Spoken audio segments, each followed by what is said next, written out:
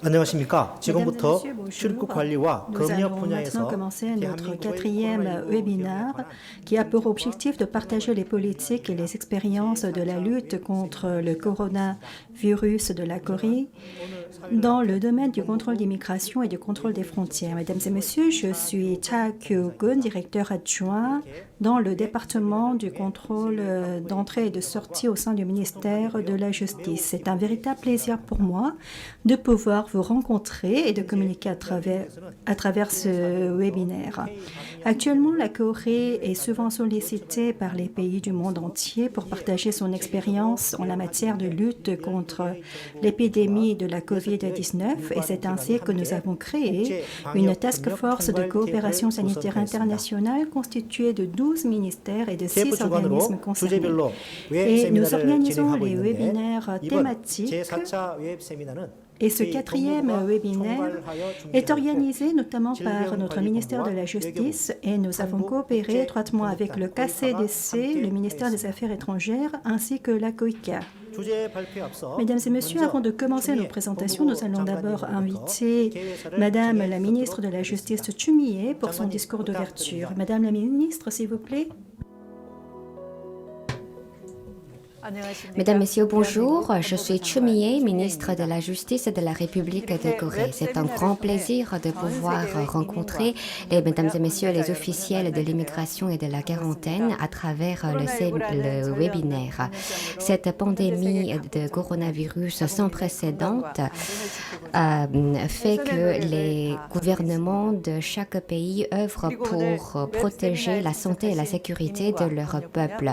Et je sais que, Mesdames et Messieurs les officiels de la quarantaine et de l'immigration qui sont présents ici, œuvrent pour protéger vos peuples. Vous êtes en première ligne de la prévention contre cette épidémie. Je salue vos sacrifices et vos services afin d'enrayer l'introduction et la propagation de cette pandémie. De nombreux pays amènent des mesures exceptionnelles, entre autres la fermeture totale des frontières, l'interdiction des entrées sur les territoires. Mais le gouvernement coréen se base sur le principe de la transparence et de l'ouverture et minimise les déplacements, l'ingérence sur les déplacements frontaliers et mène de plusieurs mesures pour identifier les activités et l'itinéraire des passagers entrant dans la Corée du Sud. Et cette mesure progressive et calme posée de la Corée du Sud est présentée comme un exemple exemplaire auprès de plusieurs pays. Et le ministère de la Justice se charge des déplacements frontaliers qui est un domaine très de base et quotidien. Et les virus se déplacent avec les personnes, peuvent se propager dans le monde entier. Donc les politiques de mon ministère jouent un rôle crucial pour enrayer la propagation de cette pandémie.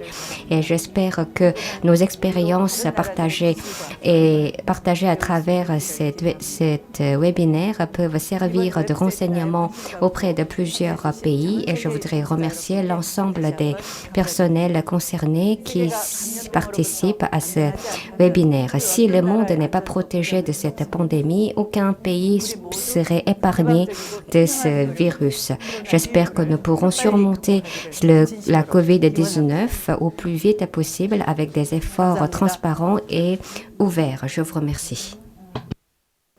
Madame la ministre, je vous remercie. Avant de commencer notre séminaire, je vais vous faire part de quelques informations pour faciliter le visionnement dans beaucoup de pays. Actuellement, nous avons l'interprétation simultanée en anglais, en français et en espagnol. Et pour celles et ceux qui ont du mal à regarder en direct à cause du décalage horaire, nous avons une retransmission à 23h ce soir et à partir de demain, vous pourrez accéder aux vidéos à travers le forum de notre site de la Task Force. Donc, je vous propose d'avoir 1 heure de présentation sur les 4 thèmes. Ensuite, nous allons avoir une séance de questions-réponses pendant 30 ou 40 minutes. Et en écoutant la présentation, si vous avez des questions, vous avez un corner questions qui se trouvera à la droite de votre écran, dont vous pourrez uploader les questions si nécessaire. Je vais vous présenter les thèmes d'aujourd'hui. Tout d'abord, nous allons avoir une présentation sur le contrôle des frontières afin d'enrayer l'entrée de la COVID-19. Deuxièmement, nous allons voir comment on a géré le séjour des ressortissants étrangers et des touristes étrangers afin d'enrayer la pandémie de la COVID-19. Troisièmement, nous allons voir comment nous avons mis en place le système de contrôle d'entrée, le système d'immigration à l'aéroport international de Incheon. Et la dernière présentation portera sur le système du contrôle des frontières pour enrayer l'entrée de l'épidémie. Notre premier intervenant est M. Ko Bun-jun, directeur adjoint au service d'immigration du ministère de la Justice. Monsieur le directeur, s'il vous plaît. Hello everyone. My name is Bun-jun Ko, and I'm the director of the Border Control Division at the Ministry of Justice, Korea. I'm very pleased to have this opportunity to introduce Korea's policies regarding COVID-19 to other countries around the world. As you may have already noticed, I'm not an English native speaker, but I can speak Korean very well. So from now on, I'll start my presentation in Korean language. Mesdames, Messieurs, bonjour. Je suis Ko Bun-jun, directeur de la division du contrôle aux frontières du ministère de la Justice. Mesdames, Messieurs, les officiels qui participent à ce séminaire, enchantés. Donc, c'est un grand plaisir pour moi de présenter les différentes mesures menées en Corée du Sud pour lutter contre la COVID-19. Maintenant, je vais vous présenter donc le renforcement des contrôles aux frontières pour bloquer la COVID-19. Voilà le sommaire de ma présentation. 1. Contrôle des passagers entrants. 2. Contrôle des passagers sortants. Et 3. Plan futur.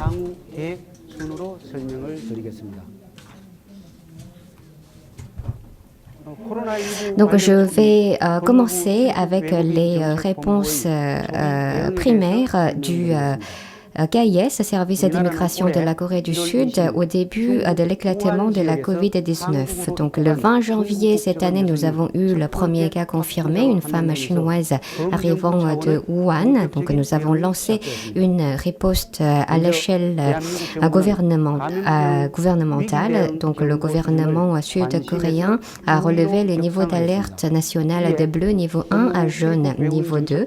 Donc, le KIS, selon le manuel de réponse aux maladies infectieuses, a donc lancé une cellule de crise, donc mené un système de réponse contre le coronavirus auprès des ressortissants étrangers résidant en Corée du Sud. Et juste après le premier cas confirmé, le 22 janvier, Madame la ministre de la Justice s'est rendue à l'aéroport international de Incheon et a vérifié d'elle-même les installations de contrôle d'immigration et le système de contrôle aux frontières, soit une réponse très active.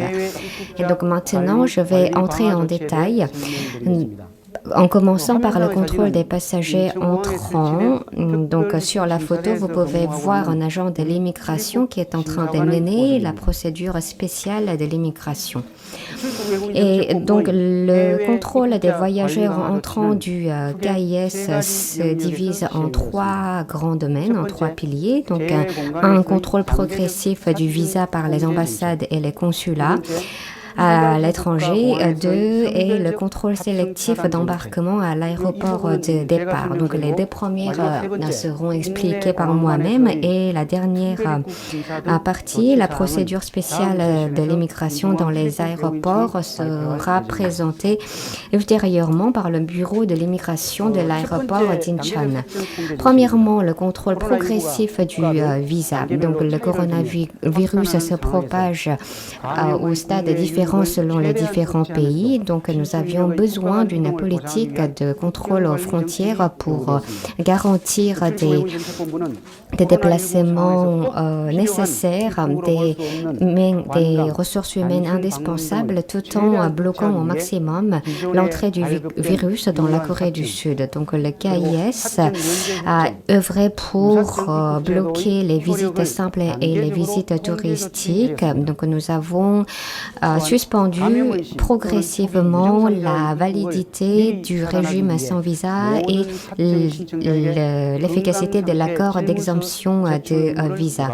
Et pour bloquer l'entrée des personnes suspectées de la maladie ou ayant les premiers symptômes, nous avons obligé les passagers à remettre le questionnaire de santé aux requérants de visa et les consulats devaient passer un examen de 14 jours pour pouvoir délivrer les visas à entrée simple. Et pour garantir les déplacements des personnes indispensables, les personnes désignées par le gouvernement pouvaient se voir délivrer le visa de façon prompte. Et ainsi, nous avons suspendu 2,36 millions de visas de court séjour et le taux de délivrance de visas a réduit de 80,8% par rapport à l'année dernière et le nombre d'entrées d'étrangers a baissé de 81,1%. Donc nous avons ainsi pu mener une politique d'ouverture des frontières sans fermer totalement nos frontières. 2, contrôle sélectif d'embarquement. Donc pour maintenir la politique d'ouverture des frontières, nous avons dû trier les passagers à risque et les bloquer leur embarquement à bord des vols à destination de Séoul. Donc nous avons mis à profit pleinement le système de vérification préalable des passagers, i-pre-check-in. Et donc ce système également appelé IAPI. Donc, il s'agit de relier le système de réservation des billets des compagnies aériennes et celui du KIS. Et donc, nous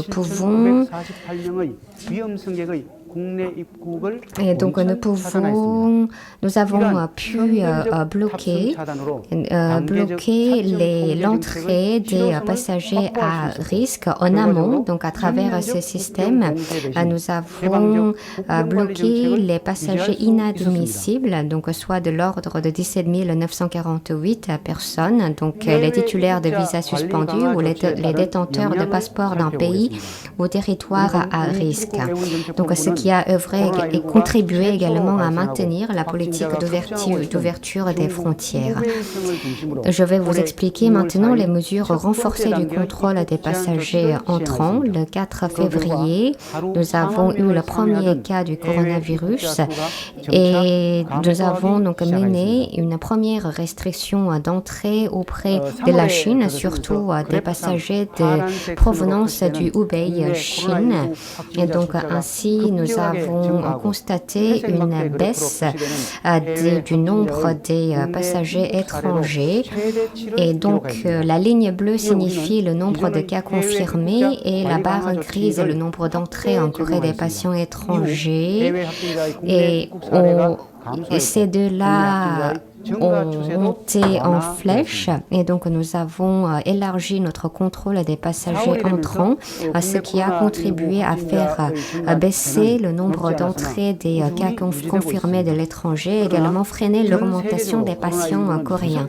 En avril, le nombre de cas confirmés n'affichait pas une forte augmentation, restait à un niveau constant, mais dans le monde entier, le virus se propageait à une vitesse sidérante. Donc, en tant que troisième deuxième mesure, donc auprès de 56 pays avec lesquels nous avons signé l'accord d'examen des visas et 34 pays dont les ressortissants sont autorisés à entrer en Corée sans visa, nous avons appliqué le contrôle des visas et le refus sélectif d'embarquement. Donc ainsi, nous constatons le nombre de cas stabilisé et le contrôle frontalier progressif et sélectif y a grandement contribué.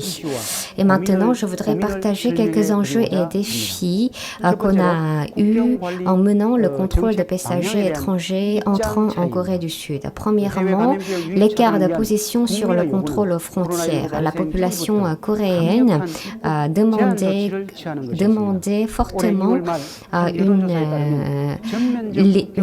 interdiction d'entrée des passagers étrangers. Donc, selon un sondage mené à la fin février, 55,6% des répondants ont été pour une fermeture totale de nos frontières. Mais le gouvernement coréen devait traiter des questions complexes, économiques, diplomatiques et humanitaires. Donc, il fallait trouver une solution, une politique qui pouvait relever ces défis de façon intégrée. Et deuxièmement, nous avons eu l'enjeu de la protection des citoyens coréens à l'étranger et leurs familles et des nationalités différentes.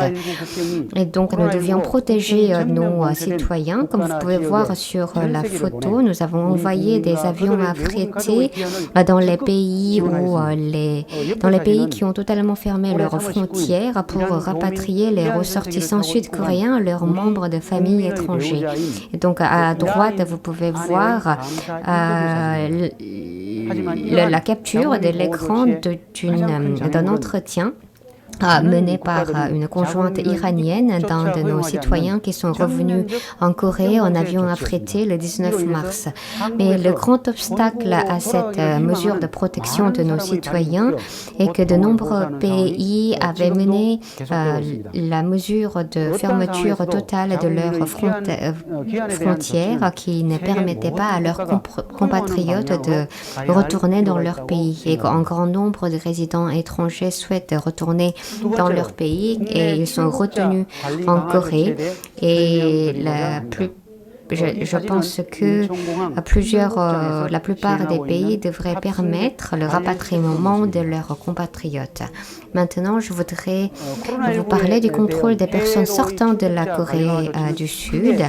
Et donc, nous avons mené deux grandes mesures.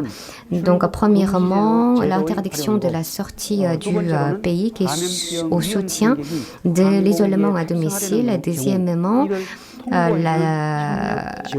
soutien et la coopération avec les compagnies aériennes, donc à travers la notification des passagers à haut risque.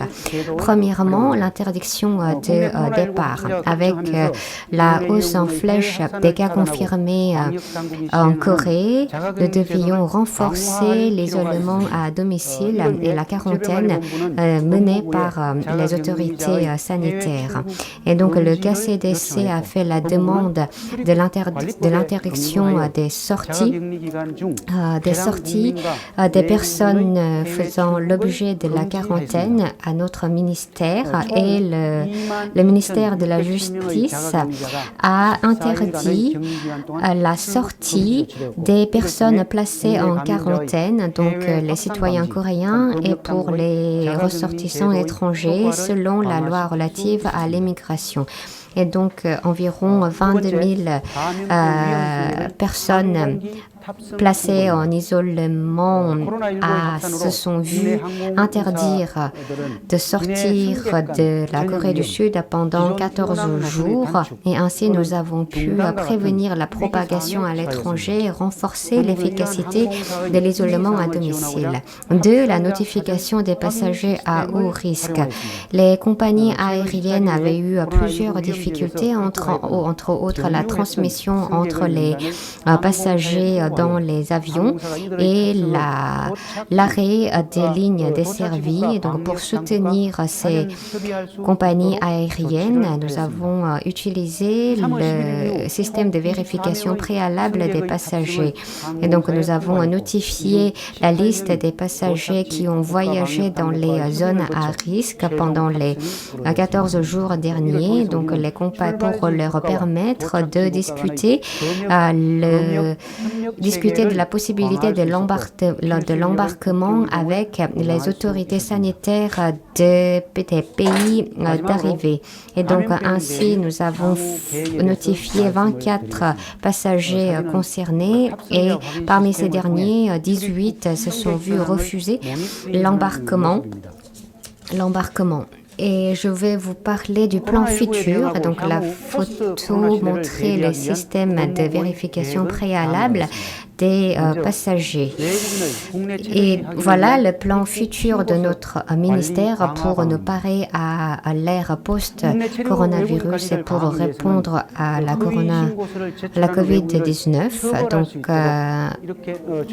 un renforcement de la gestion des cartes d'arrivée. Donc, les étrangers qui font des fausses déclarations se verront infliger une amende. Et lors de l'alerte contre le terrorisme et la pandémie, les étrangers à court séjour doivent remettre leurs informations à leurs logeurs et ces logeurs doivent les remettre à leur tour au ministère de la justice. Et nous allons introduire d'ici 2021 le CEAV, le système électronique d'autorisation de voyage, ce qui est déjà mis en application dans les différents pays entre l'Australie, les États-Unis, le Canada et la Nouvelle-Zélande. Et nous avons révisé la loi de l'immigration pour l'introduire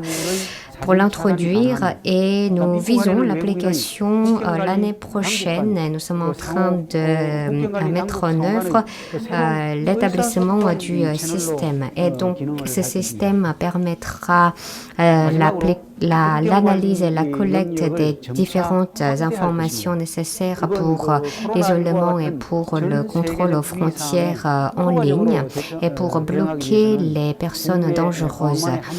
Et il jouera le rôle de chaîne de communication entre les différentes autorités de contrôle aux frontières, de sanitaires et des étrangers qui souhaitent entrer en Corée du Sud.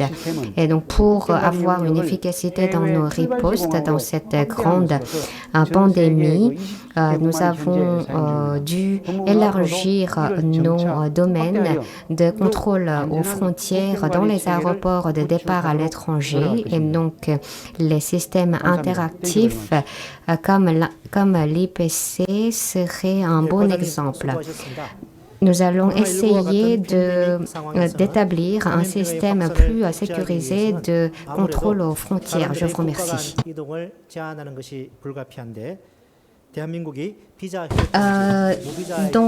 Merci. Donc, dans cette pandémie, il faut enrayer la propagation de la coronavirus et il est inévitable de limiter les déplacements frontaliers. La Corée du Sud a mené des mesures de contrôle de l'immigration à travers les différentes mesures comme la suspension de la validité des visas, l'interdiction des entrées dans le pays, etc.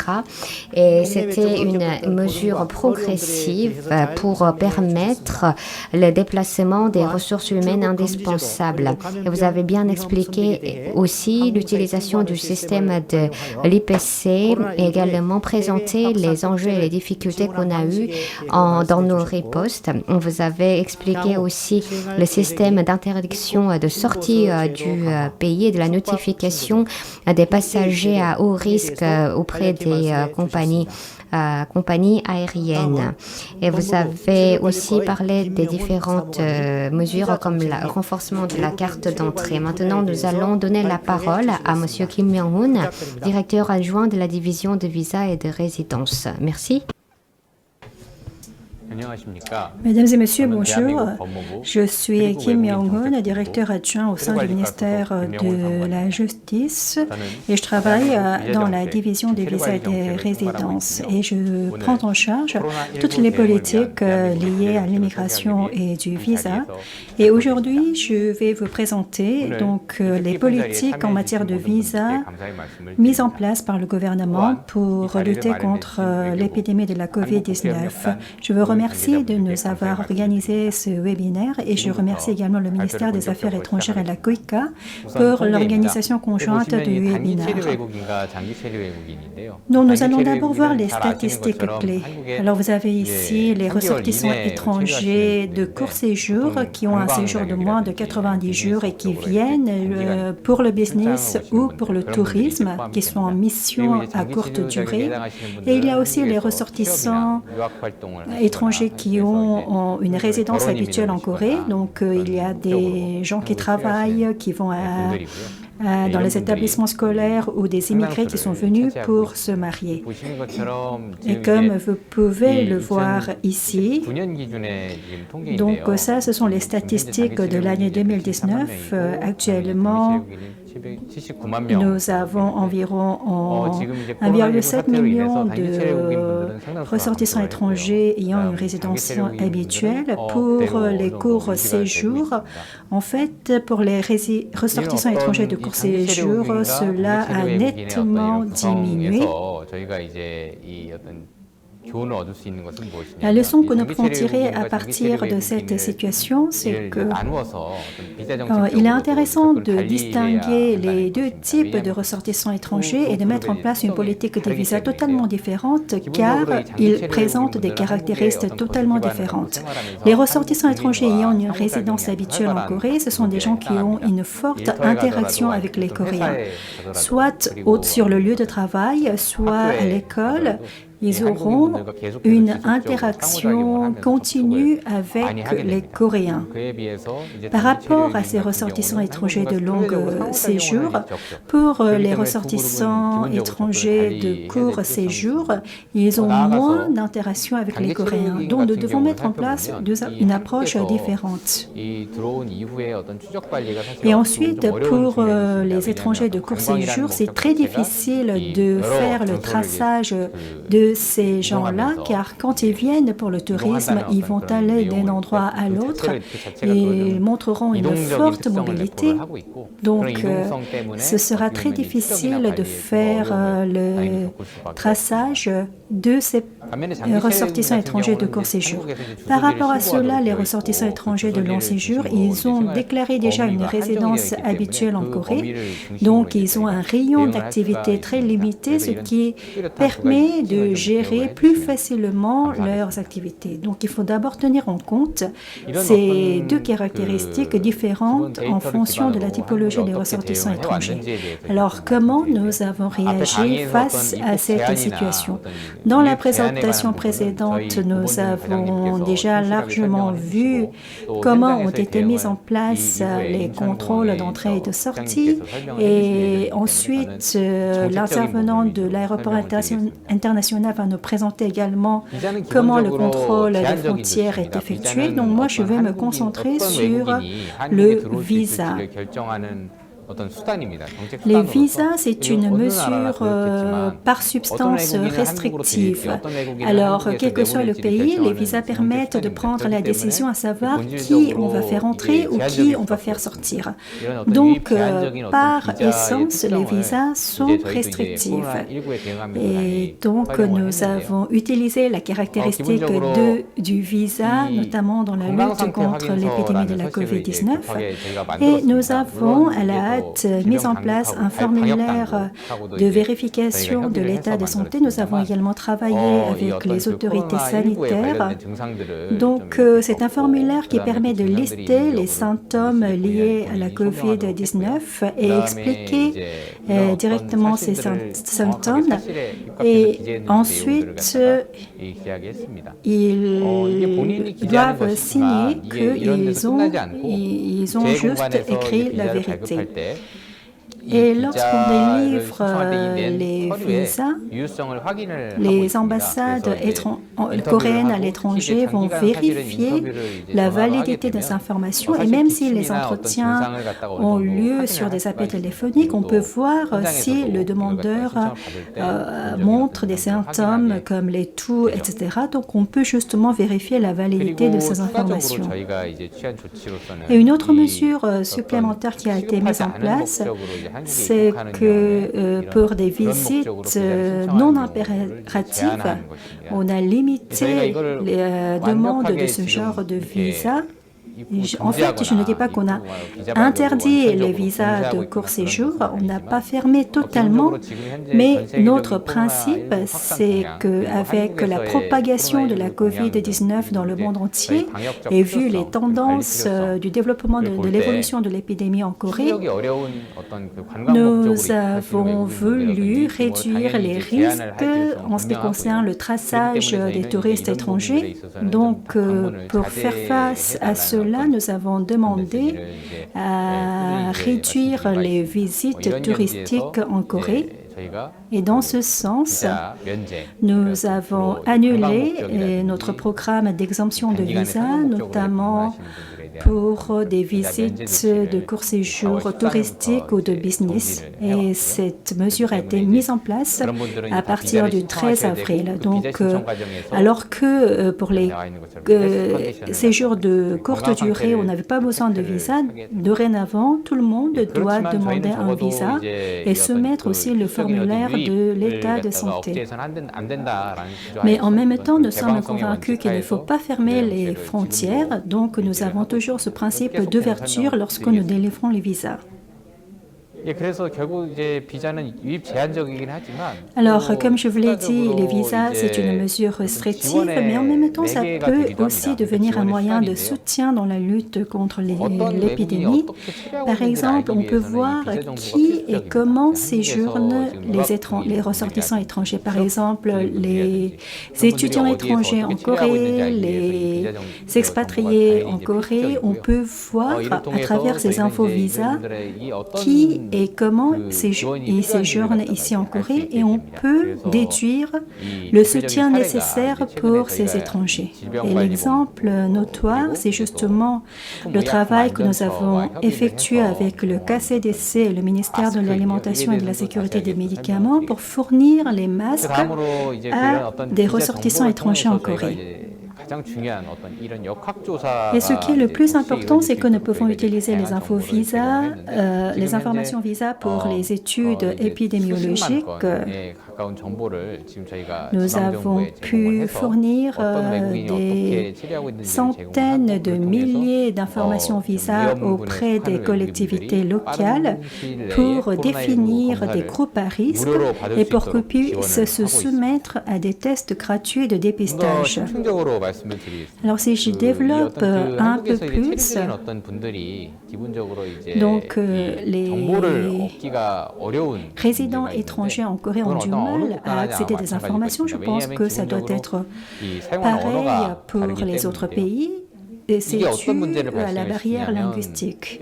Et quel est le résultat de ce manque de communication? C'est que quand une fois les symptômes apparaissent, ça devient très contagieux, mais même avant l'apparition des symptômes, les porteurs du virus sont très contagieux. Donc, le plus important, c'est cette gestion du temps, c'est de pouvoir notifier de manière précoce toute apparition de symptômes. Dans ce sens, il faut que les étrangers puissent notifier leurs symptômes suspects auprès des autorités sanitaires et nous avons eu besoin de créer ce canal de communication et justement, nous avons mis en place un centre d'appel 1345 qui fournit donc les informations auprès de tous les étrangers et résidents en Corée et ce centre d'appel Donc le service est fourni en 20 langues. Donc souvent les ressortissants étrangers ont du mal à notifier leurs symptômes. Donc nous avons travaillé avec le KCDC pour mettre en place le centre d'appel pour faciliter la déclaration des symptômes des étrangers en Corée. Et on a aussi fourni différentes informations sur la COVID-19 pour répondre mieux à l'épidémie. Comme vous le savez, en fait, aller à l'hôpital devient aussi une question sensible parce que le patient, une fois contaminé, pose un problème lorsqu'il vient dans les hôpitaux. C'est la raison pour laquelle nous avons mis en place des cabines, des centres de dépistage et il faut que les étrangers aient accès à ces informations des centres de dépistage. Donc, nous avons fourni toutes les informations des centres de dépistage à travers de centres d'appel en 20 langues et vous pouvez très bien le voir sur notre tableau jusqu'à la mi-mai. Le nombre de consultations sur ce numéro atteint plus de 75 000 cas et plus de 400 cas concernaient directement l'épidémie. Donc, ceci montre que le gouvernement a vraiment mis en place un système qui facilitait la communication avec les étrangers et cela montre l'efficacité également du notre centre d'appel 1345.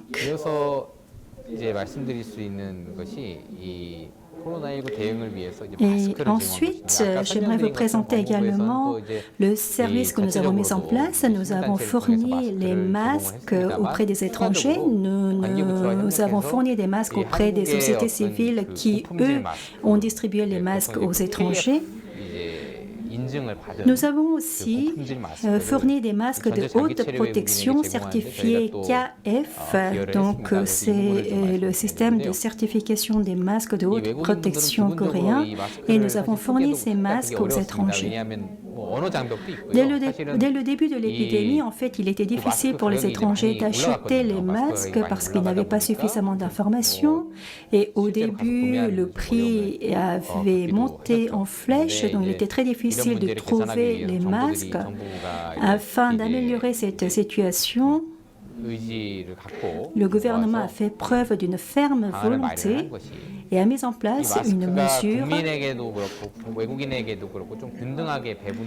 un système de rationnement de masques et le gouvernement a essayé de réduire des achats répétés.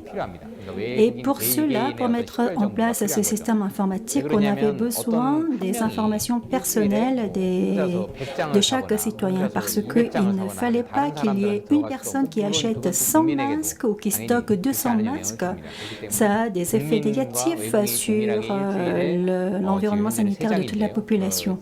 Donc actuellement, nous avons mis en place un système informatique de rationnement d'achat de masques et c'est plafonné, l'achat de masques est plafonné à 3 masques par semaine. Donc, comme le ministère de la Justice a toutes les informations visa concernant les ressortissants étrangers sur le sol sud-coréen, nous avons travaillé avec les autorités sanitaires et nous avons transmis ces informations à toutes les pharmacies du territoire sud-coréen. Donc, ce sont des informations de 1,6 million d'étrangers en Corée, et ce qui a permis de fournir les masques justement à ces étrangers. Et donc actuellement, 400 000 étrangers par semaine peuvent acheter chaque semaine les masques et c'est vraiment un bénéfice réel pour les gens parce que en fait, nous voyons que le port des masques réduit considérablement donc l'infection de la COVID-19. Donc nous avons vraiment mis en place un système qui s'est étendu jusqu'aux étrangers. Maintenant, j'aimerais vous présenter les enseignements que nous pouvons tirer à partir de cette lutte contre la COVID, les insights que nous pouvons avoir à partir de notre expérience. En ce qui concerne la réaction à l'épidémie, en fait, cela était loin d'être parfait parce qu'on devait tout créer et à partir du néant au début. Par exemple, nous avons ouvert les frontières aux étrangers, mais en même temps, nous avons essayé de limiter les visites de court séjour comme le tourisme. Et donc, comment on peut demander aux gens de limiter des visites non impératives? C'était une grande préoccupation pour nous. Alors, quand on ouvre nos frontières, cela veut dire que le nombre d'étrangers sur le sol sud-coréen augmente. Ça veut dire que on a beaucoup plus de travail sanitaire à effectuer. Donc, c'est une grande préoccupation pour nous. C'est une préoccupation qui continue. Mais en même temps, notre principe, c'est l'ouverture. Et pour les emplois, pour les étrangers qui viennent en Corée pour travailler, pour gagner de l'argent ou pour investir ou pour étudier en Corée, donc pour ces ressortissants étrangers, nous voulons mettre en place des politiques plus souples. Et j'espère que d'autres pays aussi pourront s'inspirer de notre réaction plus souple. Je pense que tout ceci nous a permis d'aplatir la courbe de l'épidémie et de remonter à la vie normale. Dans cette dans cette lutte contre l'épidémie de la COVID-19, nous prévoyons que ce sera une lutte à long terme.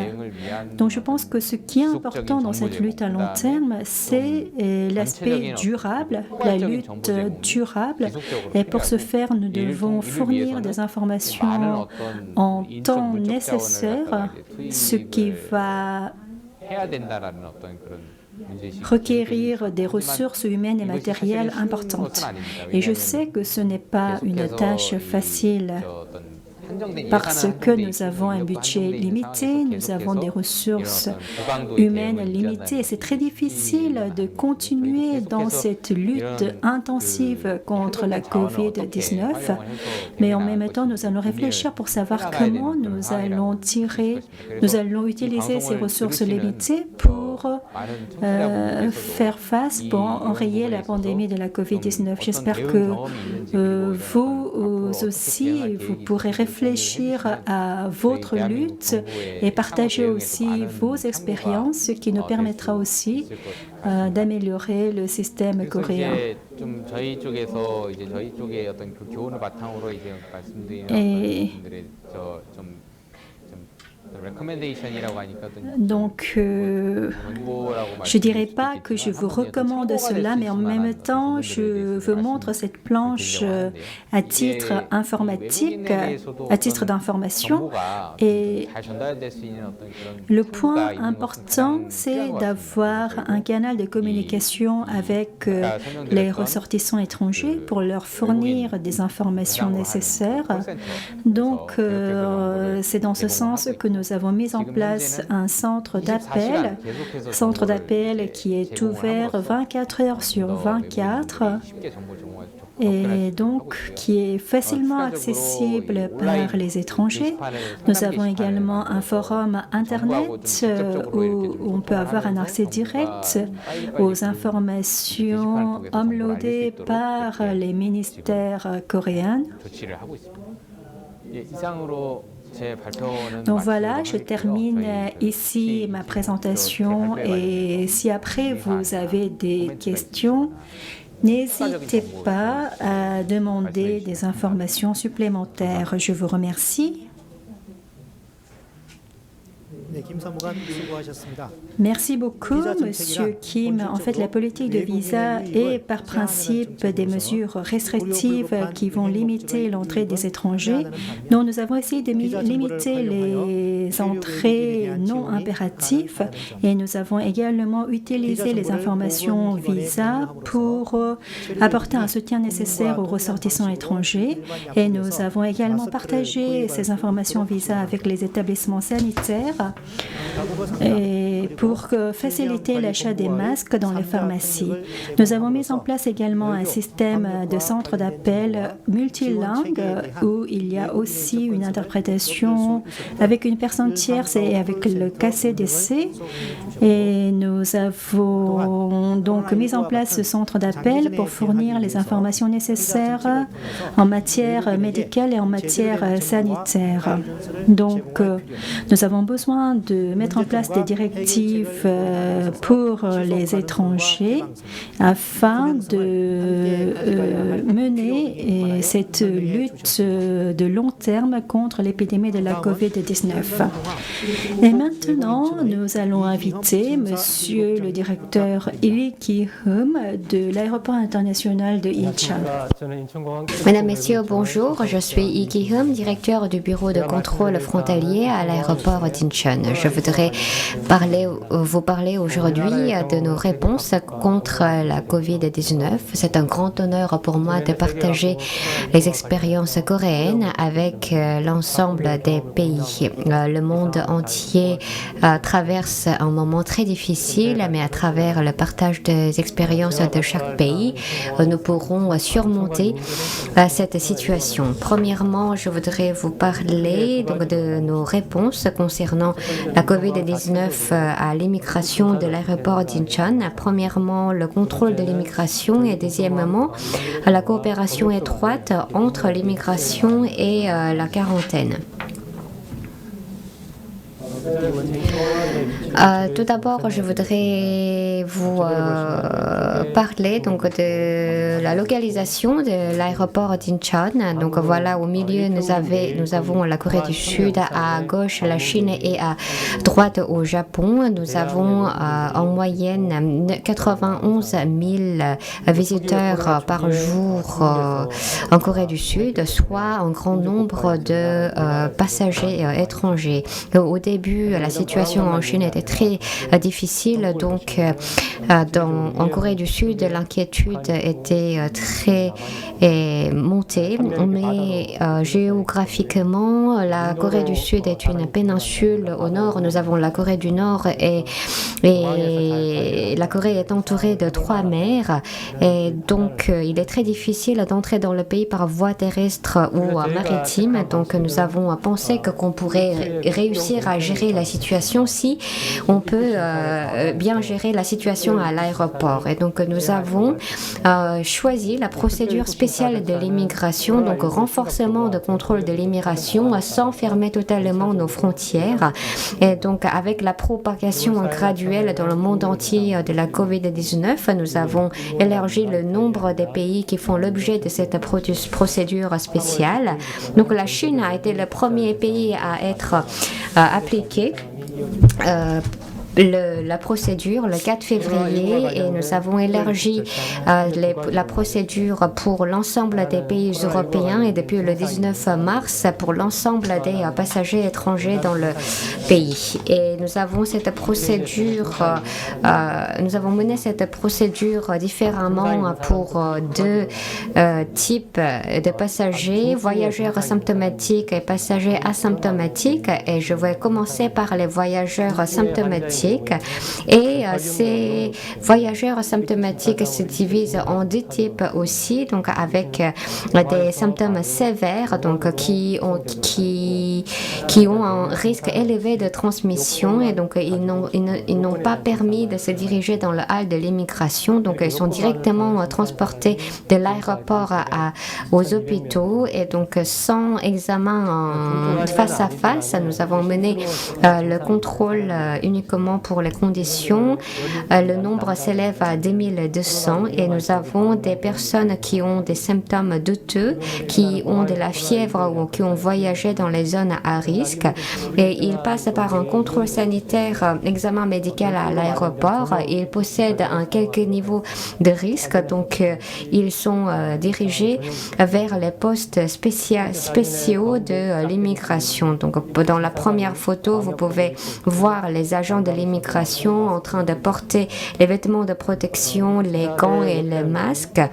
Et devant le comptoir, nous avons mis en place un panneau acrylique transparent de 2 mètres de hauteur pour bloquer les micro-gouttelettes de salive. Et comme c'est un comptoir dédié, nous les avons aménagés dans un secteur à part.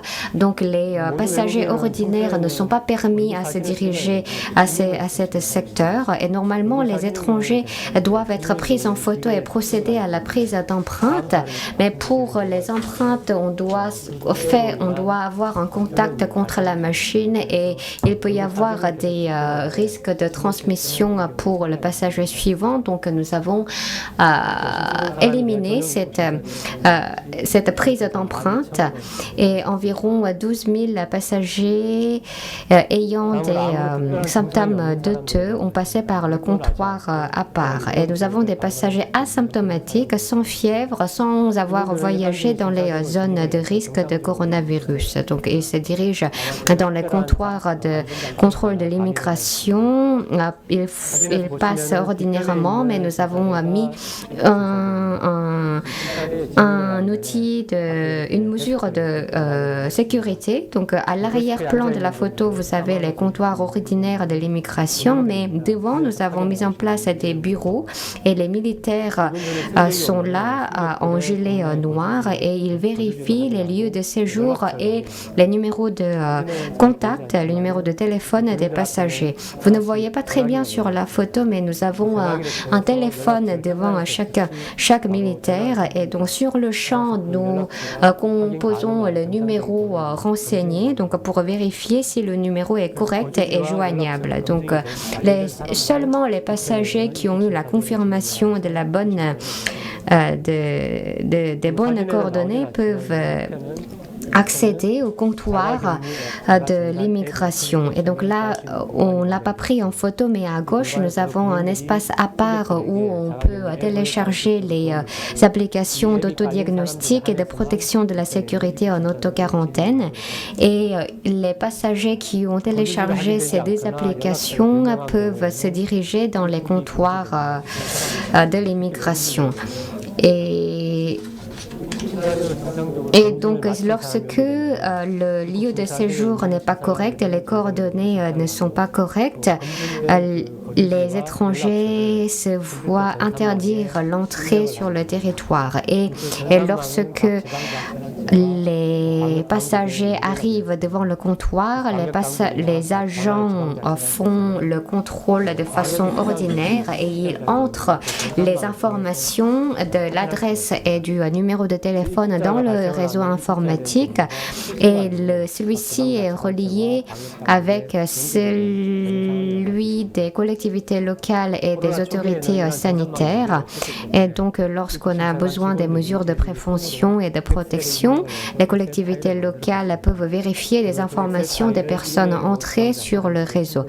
Et donc, ces informations sont partagées avec chaque instance et autorité de façon en temps réel. Et au début, comme on n'avait pas de réseau informatique, les agents devaient entrer les données dans les feuilles Excel. Et les portes spéciaux de l'immigration étaient pour les passagers chinois, mais maintenant nous les avons élargis à l'ensemble des passagers entrant dans le pays. Et nous avons dû également mener d'autres mesures supplémentaires avec la mise en place de cette procédure spéciale de l'immigration. Nous avons fermé les comptoirs automatiques d'immigration pour vérifier l'adresse et le numéro de téléphone des passagers. Et ce comptoir était ouvert pour tous les citoyens coréens âgés de plus de 17 ans. Le taux d'utilisation s'est élevé jusqu'à 50%, mais nous les avons fermés pour mener de façon correcte les ripostes contre la Corona-19. Et nous avons également mis le gel hydroalcoolique pour prévenir tout risque de transmission dans les comptoirs. Et lorsqu'on a besoin d'un examen approfondi, les passagers étaient dirigés dans des salles à part et ils doivent attendre parfois jusqu'à 1 heure, ce qui remonte le risque de transmission. Et donc nous avons aménagé une salle d'attente à part à côté de la salle d'examen et on les dirigeait l'un après l'autre à tour de rôle dans la salle d'examen. Et le passager doit porter un masque obligatoirement, et ceux qui ne possèdent pas de masque, on leur distribuait des masques. Et nous avons également mis en place dans chaque coin de l'aéroport des panneaux verticaux d'avis et d'avertissement, donc en disant les étrangers qui ne respectent pas les instructions des autorités sanitaires risquent la révocation du visa, la déportation, etc., pour informer l'ensemble des utilisateurs de l'aéroport. Maintenant, je vais vous parler de la coopération étroite entre l'immigration et la quarantaine de notre aéroport. Ce que nous constatons, c'est que il n'y a vraiment pas plus de division entre les différentes tâches. Dans le temps ordinaire, les fonctions étaient distinctement divisées, mais aujourd'hui, alors que nous menons la distanciation sociale, la distance entre les deux services sont plus rapprochées, et donc nous menons les services de façon intégrée. Premièrement, nous avons donc l'avis de mise en quarantaine. Et donc lorsqu'il est distribué, il entre en vigueur. Normalement, c'est le service de quarantaine qui devait le délivrer, mais c'est l'immigration qui s'en charge. Donc nous avons donc différents types d'isolement, donc auto-quarantaine et quarantaine dans les installations. Donc l'auto-quarantaine, c'est l'isolement à domicile pendant 14 jours, et la quarantaine dans les installations, c'est de rester 14 jours dans les installations désignées par l'État. Donc c'est l'agent de l'immigration se charge de cette distinction. Et en dessous, nous avons les différentes consignes de quarantaine et d'autres notices ou notifications ou d'avertissement pour non-respect des instructions, des consignes. Donc par exemple, en cas de violation de la loi sur les maladies infectieuses, des sanctions pénales peuvent être imposées, et en cas de dommages causés, on peut être tenu civilement responsable. Et pour les étrangers, en cas de non-respect des mesures préventives, on risque la révocation du visa, du titre de séjour, la déportation ou le refus d'entrer sur le territoire coréen. Et nous avons distribué les plaques d'identification, les badges, donc selon les types de vos voyageurs entrants, donc en rouge et en jaune. Le rouge est pour des personnes faisant l'objet de la quarantaine en installation, et donc le jaune pour les personnes exemptées de l'isolement. Donc les sujets de quarantaine dans les installations sont surtout des étrangers possédant des visas simples, donc possédant des visas de court séjour. Et les citoyens coréens sont tous des sujets de l'isolement à domicile. Et ces étrangers sont dirigés dans les installations désignées de quarantaine, et parmi ces derniers, ceux qui ont un conjoint ou une conjointe ou ou des membres en famille sont permis de s'isoler à domicile. Et pour les jeunes, ce sont des personnes exemptées de l'isolement, donc ce sont des diplomates, des fonctionnaires en mission officielle ou des personnes qui sont venues pour participer à des funéraires, donc qui ont des motifs humanitaires ou des personnes qui visitent pour des raisons d'affaires urgentes. Donc ce sont des personnes qui ont été confirmées en tant que sujets exemptés d'isolement par les ambassades coréennes, à l'étranger. Donc lorsqu'ils arrivent, ils passent par un examen médical et s'ils ne présentent pas de symptômes, ils sont classés comme exemptés et ils peuvent mener librement des activités. Donc c'est aussi maintenant la tâche de l'agent de l'immigration et nous avons troisièmement placé un hotline entre l'immigration et la quarantaine parce que nous avons des nouvelles situations qui n'ont pas été comprises dans le manuel existant et nous devions prendre des décisions de façon très urgente et mettre à jour le manuel. Et donc à travers ce hotline, nous avons discuté pendant le week-end et pendant les heures tardives, etc., ce qui a permis une discussion et des concertations rapides qui sont menées, qui sont traduites dans les applications des mesures de façon prompte. Donc en fait, avant, la prise de décision était très hiérarchique et demandait beaucoup de temps. Donc, au début, avant, c'était d'abord la réunion de niveau opérationnel et ça remontait au niveau intermédiaire, de haut niveau, etc.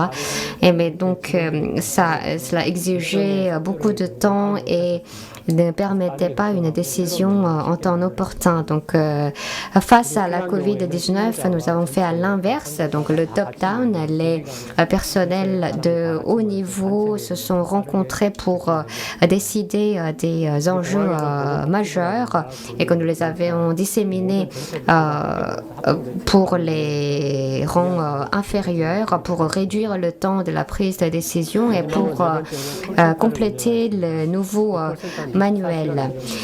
Et nous avons aussi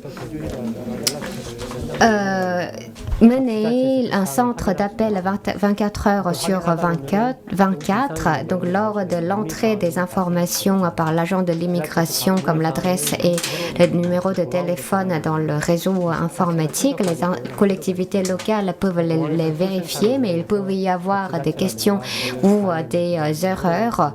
Et donc dans ce cas-là, ils peuvent poser des questions à l'aéroport et cela nécessite une réponse prompte. Donc, nous avons géré un centre d'appel à l'aéroport pour répondre au plus vite aux questions des collectivités locales ou des autorités sanitaires. Donc, voilà,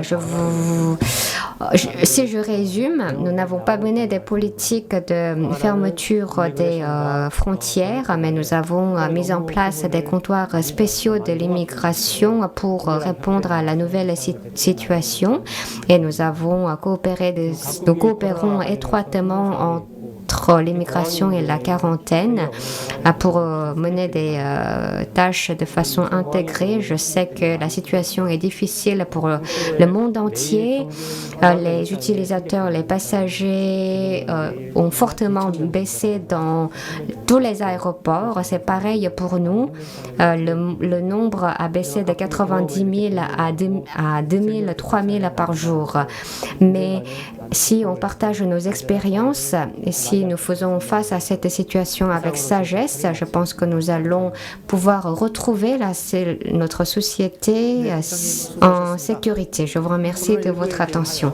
Merci, monsieur. Donc, face à la Corona-19, vous avez parlé de l'application de la procédure spéciale de l'immigration à l'aéroport de Incheon et vous avez également bien expliqué l'étroite coopération avec la quarantaine pour pour mener minutieusement l'isolement des passagers étrangers. Et nous allons inviter maintenant M. Son Tae-jong, directeur adjoint de la gestion de la quarantaine CDC. Mesdames et messieurs, bonjour. Je suis Son Tae-jong, directeur adjoint au KCDC. Donc, je vais vous présenter le système de contrôle renforcé et souple des frontières. Et ensuite, je vais vous parler de la coordination du contrôle des frontières et la gestion de la contamination locale qu'a mise en place la Corée pour enrayer la contamination et la propagation de la COVID-19 provenant de l'extérieur. Je tiens à remercier les responsables du ministère des Affaires étrangères et du ministère de la Justice qui nous ont donc fourni cette occasion de partager nos expériences.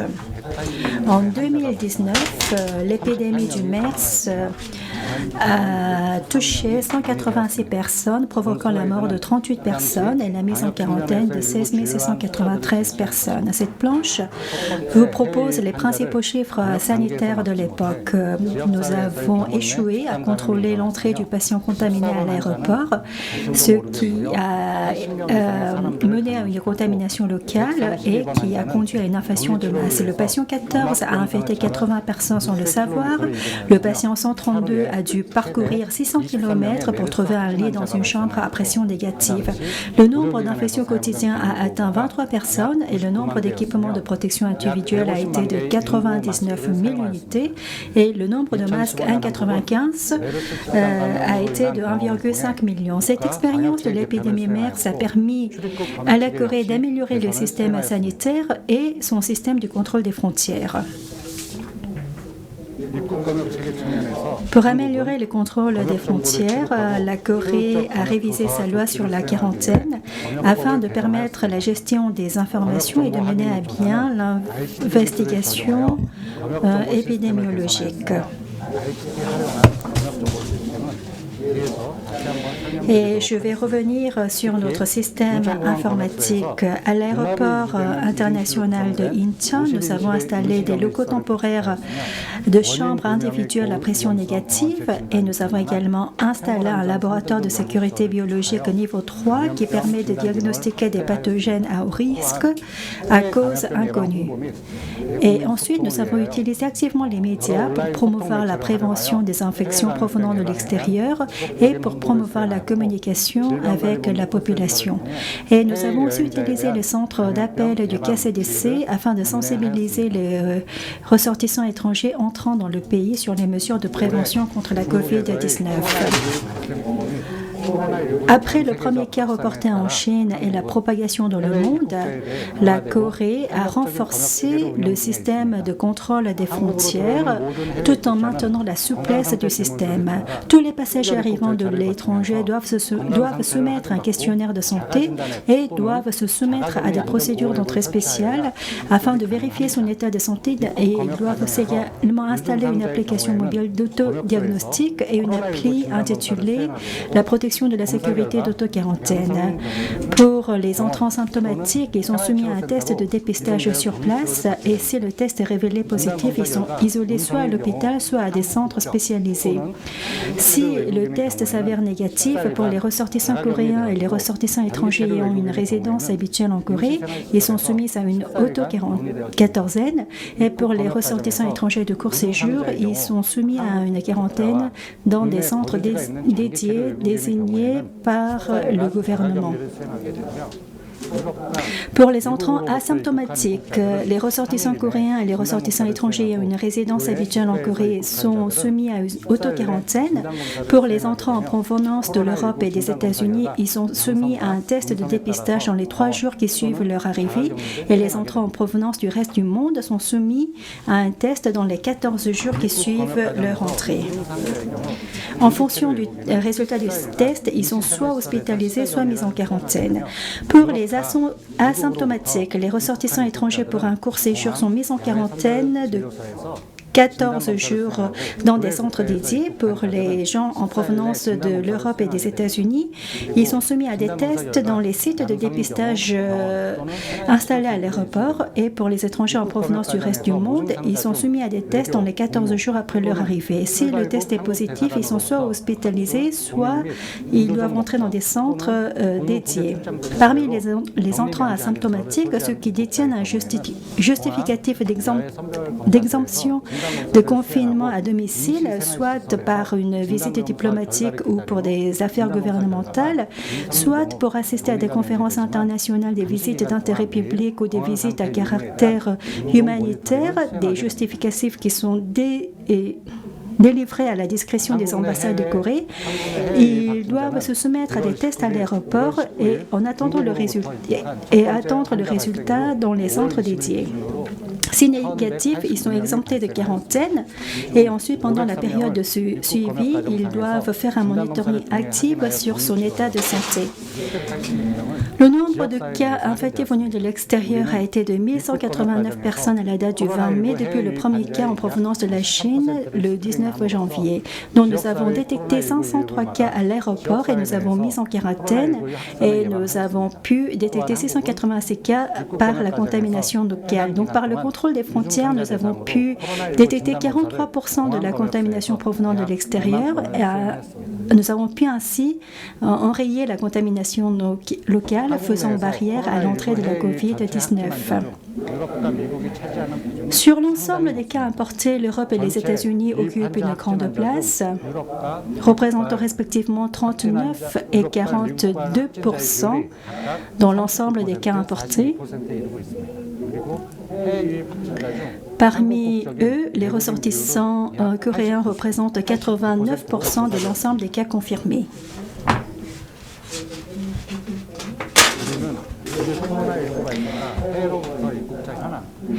Donc, nous avons mis en place des mesures souples du contrôle des frontières en fonction du nombre de cas confirmés importés. Donc, nous avons procédé à une désignation d'une zone de contrôle, et ensuite nous avons introduit des procédures spéciales d'entrée. Nous avons mis en place des tests diagnostiques. Ainsi, la Chine, qui a répertorié 90% des cas dans le monde, a été désignée comme zone qui exige le contrôle, et à partir du 4 février, les personnes entrant de la Chine ont été soumises à des procédures spéciales d'entrée. Et avec la montée de la COVID en Europe en mars, à partir du 5 mars, nous avons également appliqué les procédures spéciales d'entrée pour les principaux pays européens. Le 22 mars, toutes personnes provenance de l'Europe sont soumises à des tests systématiques de diagnostic. Et avec la montée de l'épidémie aux États-Unis, et à partir de la mi-mars, le 27 mars, nous avons mis en place une quarantaine de 14 jours, et les mesures ont été étendues à tous les entrants à partir du 1er avril. Et à partir du 11 mai, pendant la période de suivi, il y a un test de dépistage systématique pour toutes les personnes entrant. Grâce à ce système souple du contrôle des frontières qui combine les procédures d'entrée spéciale, les tests de dépistage et l'auto-quarantaine, sur 10 000 personnes entrant en Corée, le nombre d'infections en provenance d'Europe a considérablement diminué après avoir atteint le pic de 171,3 personnes en fin mars, et le nombre des cas en provenance des États-Unis aussi a baissé après le pic de 89 personnes début avril. Actuellement, le nombre de cas importés sur 10 000 entrées est maintenu pendant cette dernière semaine autour de 15 personnes.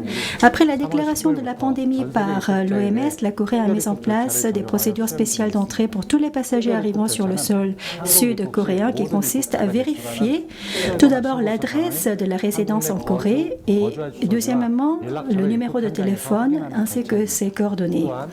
Ces informations figurent sur le formulaire de la déclaration d'entrée et rédigé par toutes les personnes entrant, et ceux qui veulent entrer sur le territoire doivent obligatoirement télécharger l'application mobile autodiagnostic sur leur téléphone. L'application autodiagnostic enregistre l'état de santé et chaque jour, par exemple, des symptômes comme la fièvre ou les maux de gorge. Si la personne a saisi un symptôme, l'équipe sanitaire est immédiatement alerté et la personne doit subir un examen ou un test de dépistage. Cette application permet de tester rapidement et de mettre en quarantaine les asymptomatiques qui, lors du contrôle des frontières, peuvent ne pas montrer de symptômes, mais qui peuvent être dans la période d'incubation, ce qui permet d'améliorer la gestion locale de l'épidémie.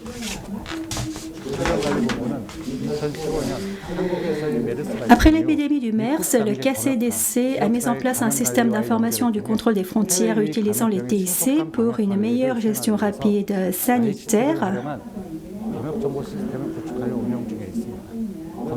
C'est un système d'information du contrôle des frontières. Ce système du contrôle des frontières repose sur les informations passagers des compagnies aériennes et sont combinées avec les informations passeports du ministère des Affaires étrangères, les informations des entrées et sorties du ministère de la Justice, les informations du service d'évaluation de l'assurance maladie, les informations de géolocalisation des opérateurs téléphoniques. Ce sont des informations précises des personnes en provenance de la zone de quarantaine.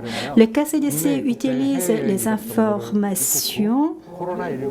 pendant la période de suivi et transmet ces informations aux établissements médicaux en ce qui concerne les antécédents de voyage pour que ces établissements médicaux puissent vérifier au moment de la consultation ou de la prescription donc les informations sur leurs patients.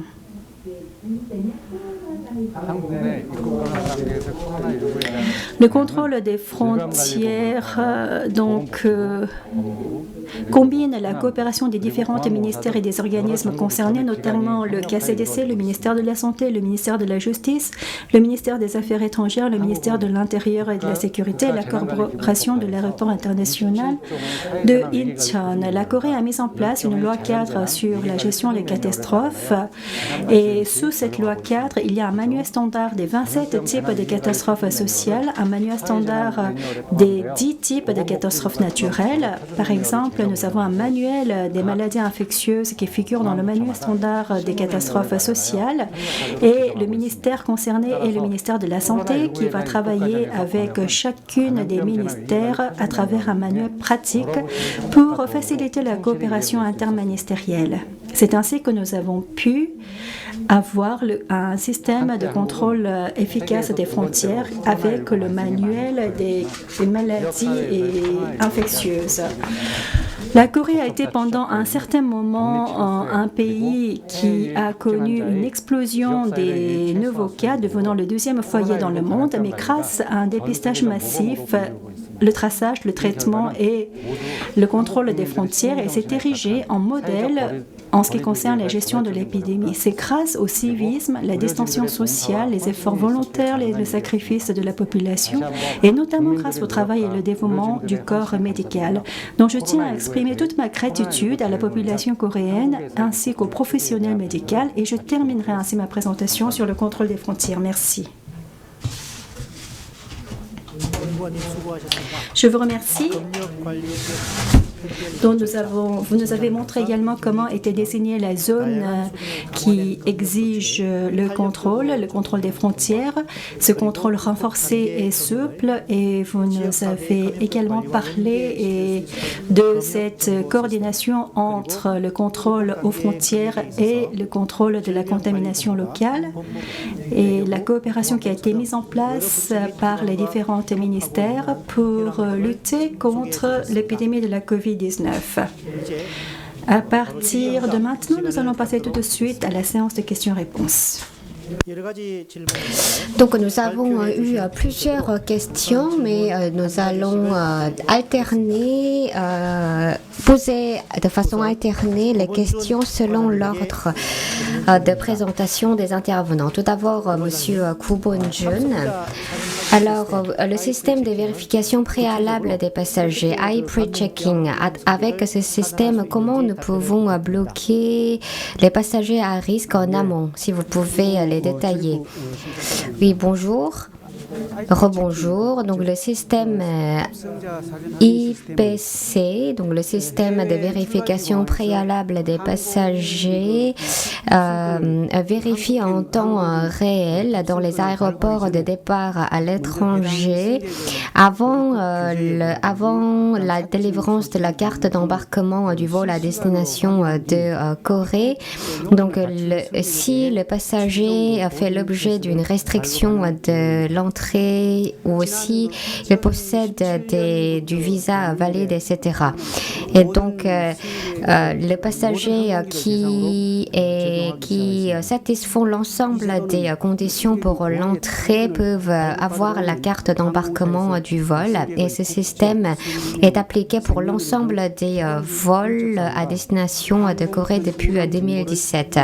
Et donc, les compagnies aériennes envoient les informations de base comme la nationalité, le nom, le prénom et la date de naissance et d'autres informations du vol à notre ministère. Et donc, nous l'analysons et analysons si le passager est qualifié ou pas et retourne dans les 4 secondes. Donc, le ministère de la Justice a utilisé ce système IPC ces jours-ci pour trier automatiquement en amont les passagers à risque et nous les avons notifiés en temps réel dans les aéroports, dans les compagnies aériennes. Monsieur Kim, vous avez dit que les informations visa sont transmises aux collectivités territoriales ou aux autorités sanitaires. Est-ce que cela ne porte pas atteinte à la vie privée? Merci de votre question. En fait, nous avons déjà une base juridique. Les informations qui sont transmises aux gouvernements locaux, ce sont des informations qui sont pour l'enquête épidémiologique. Et nous nous basons sur la loi 58, sur la loi sur la protection de la vie privée. Donc, quand il y a des cas d'urgence qui touchent la santé publique ou la sécurité, dans ce cas-là, nous pouvons fournir ces informations en personnel. Et toutes les informations sont cryptées et sont anonymisées pour protéger la vie privée. Et nous faisons en sorte que ces informations ne sont pas divulguées à une tierce personne, ne sont pas consultées de manière non autorisée. Et concernant les informations personnelles, j'aimerais poser une question à Monsieur Son Tae-jong.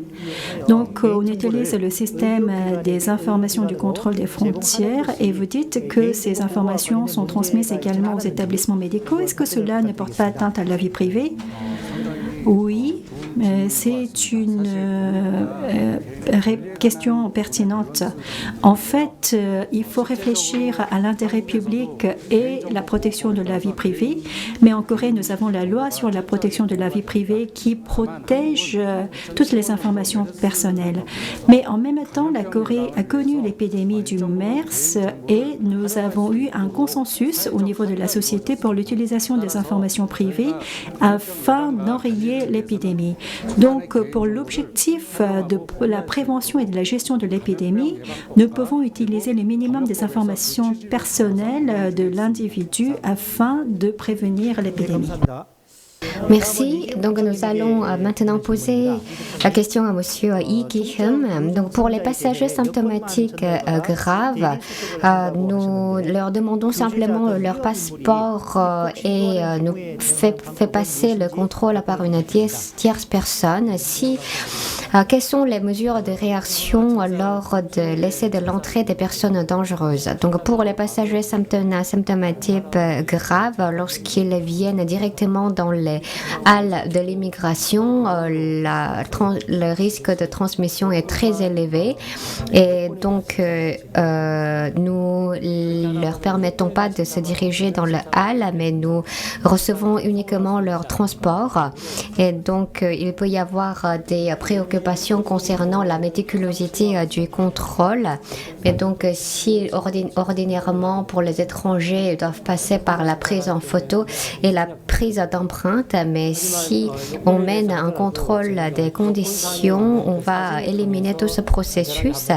Mais avec la photo sur le passeport, nous faisons une deuxième vérification donc de l'authenticité. Et donc nous sauvegardons la photo du passeport.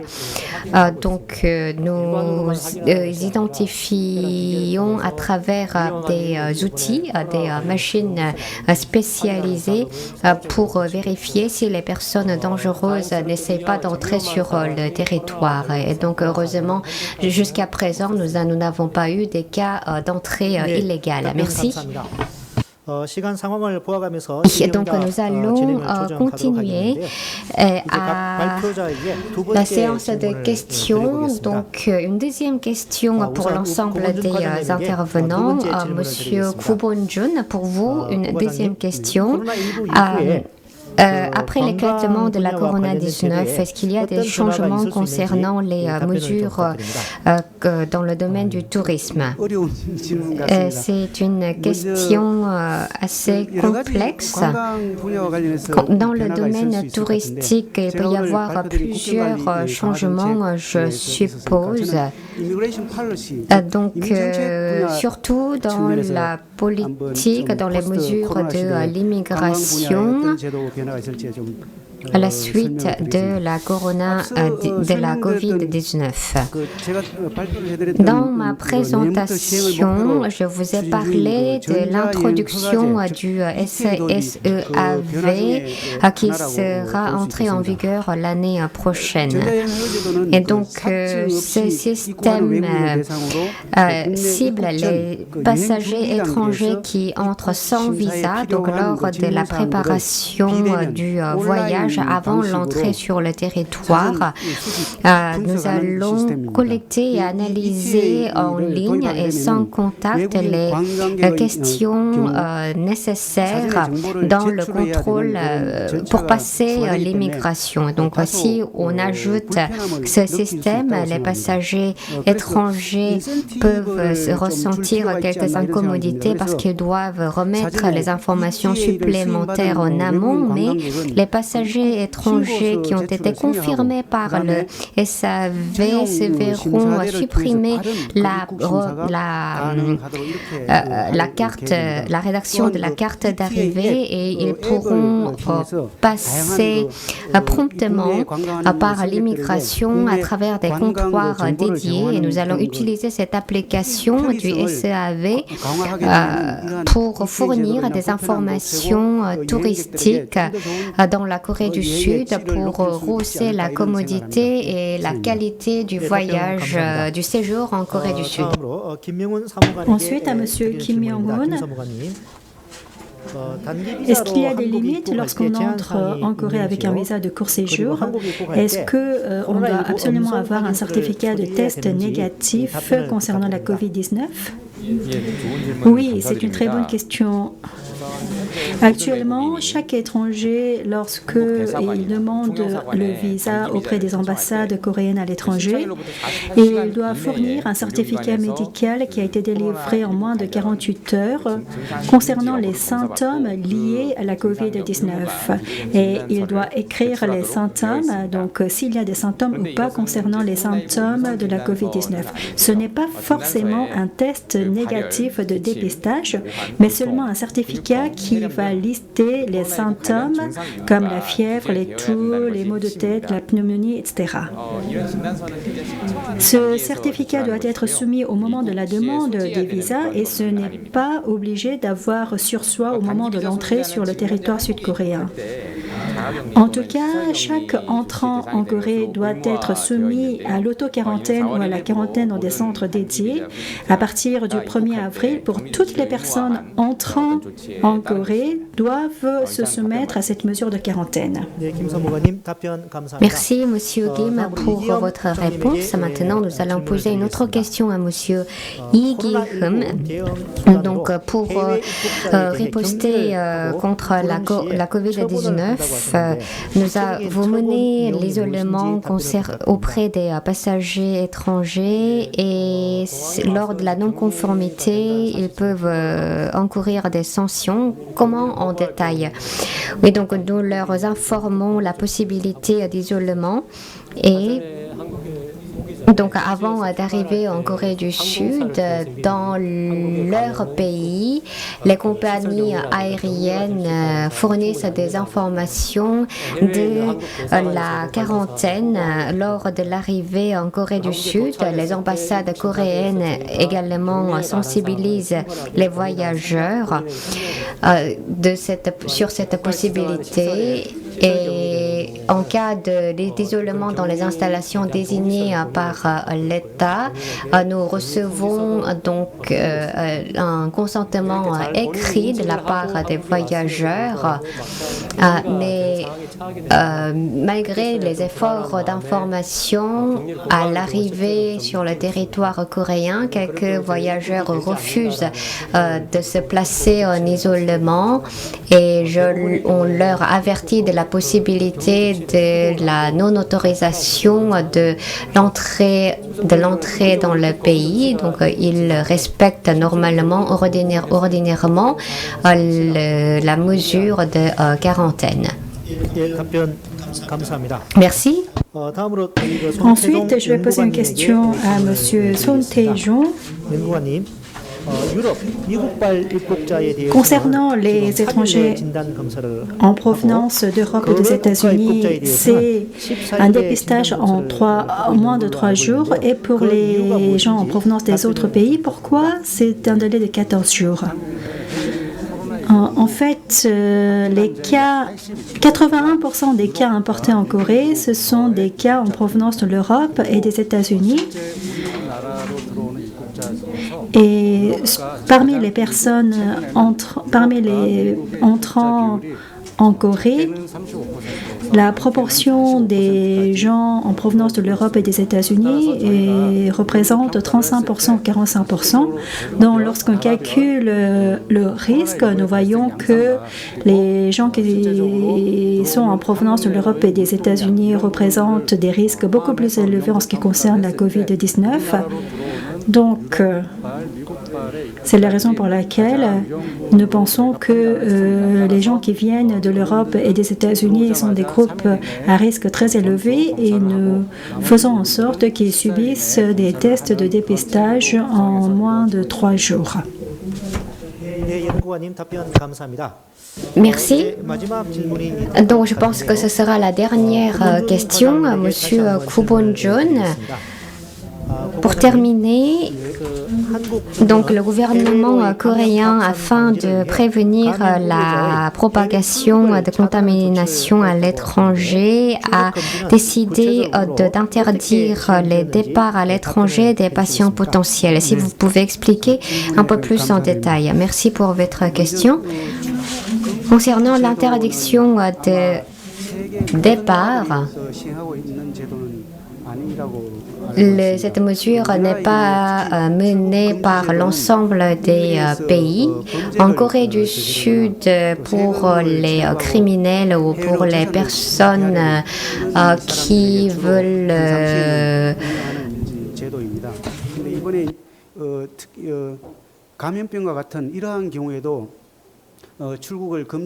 donc qui veulent éviter l'imposition,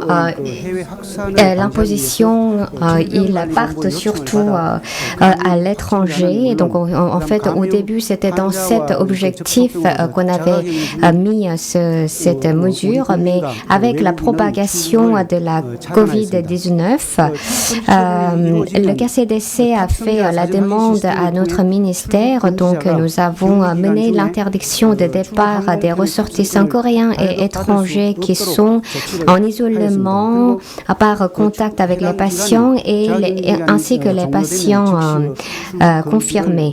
Et donc, le système de pre-checking fait que les passagers concernés ne peuvent pas recevoir la carte d'embarquement, mais lorsque la période est terminée, le système ouvre en temps réel lève en temps réel l'interdiction. Donc, la demande de l'interdiction de départ est disposée par la loi sur la quarantaine et l'interdiction de départ en fonction de la demande est disposée par la loi sur l'immigration et ses textes d'application. Merci. Merci beaucoup. Ensuite, M. Kim Yong-hun. Vous avez dit qu'il y a plus de 2 millions de ressortissants étrangers qui résident en Corée. Alors, est-ce qu'il y a eu d'autres mesures qui ont été mises en place pour ces gens en dehors de la distanciation sociale? Oui, je vous remercie de votre réponse, de votre question.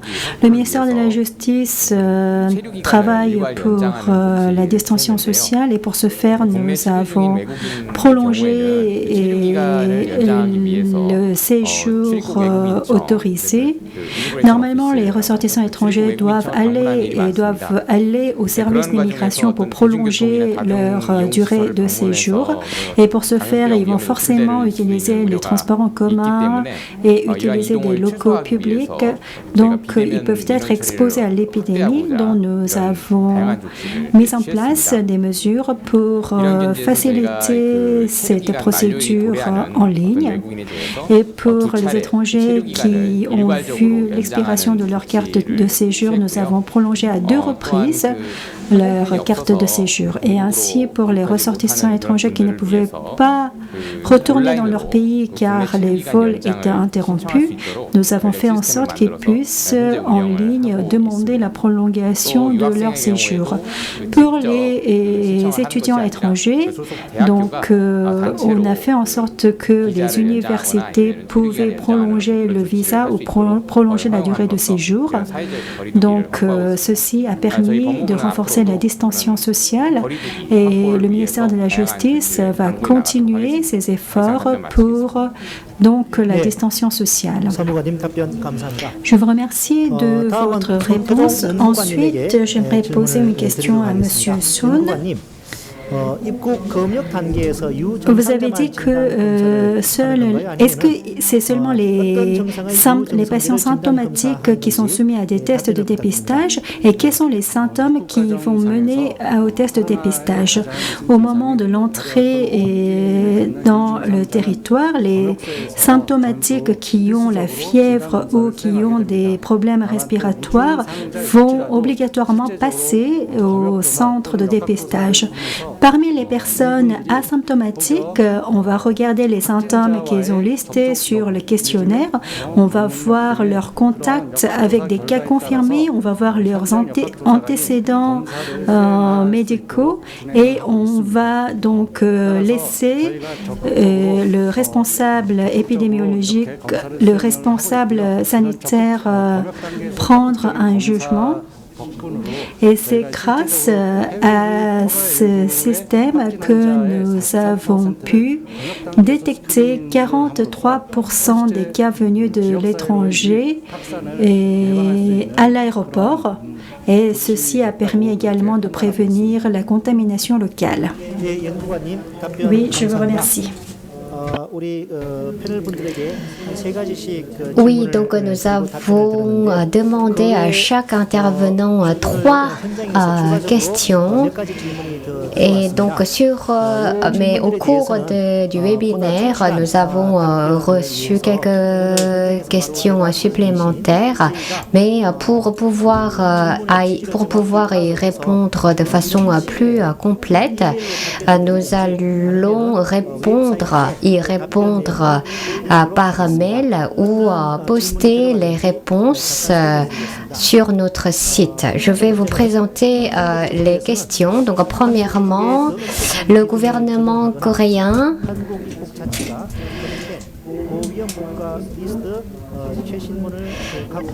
est-ce qu'il possède des listes mises à jour des pays à risque? Est-ce que si oui, est-ce que vous pouvez les partager? Alors, concernant le système de port de bracelet spécial pour les patients positifs, est-ce que vous les mettez en application? Quelles sont les mesures de visa pour les membres de famille des diplomates? Est-ce qu'il y aura d'autres mesures supplémentaires supplémentaires restrictives? Et concernant les résidents sans papier, vous avez mené des tests, des examens médicaux gratuits. À quel point ils étaient efficaces? Donc voilà les questions posées. Nous allons répondre avec des réponses plus complètes. Oui, donc il est temps de terminer.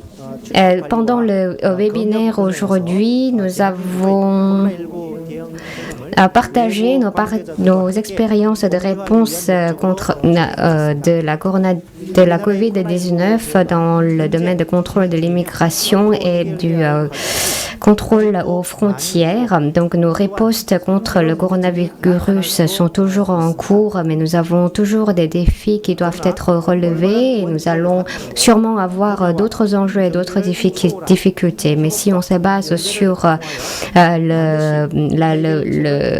le principe correct, si on mène des coopérations et des solidarités transversales, je suis persuadée que nous allons trouver des solutions. J'espère que le webinaire aujourd'hui pourrait servir de référence et de renseignement dans les ripostes d'autres pays contre cette pandémie. J'espère que nous allons retrouver notre nouvelle normalité en surmontant avec sagesse le coronavirus. La pandémie